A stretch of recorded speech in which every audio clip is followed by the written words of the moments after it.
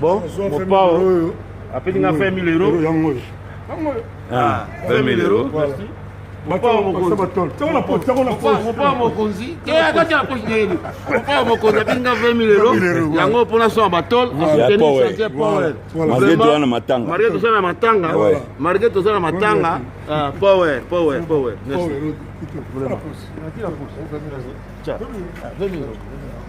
20 000 euros. T'as la fitole.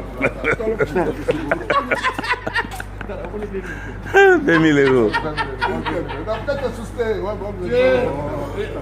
C'est la polémique de nos sommes. Hein? Il va continuer. C'est bon.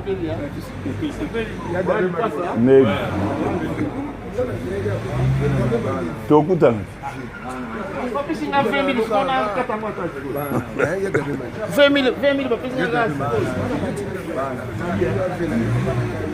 20 000, mon père va payer 20 000.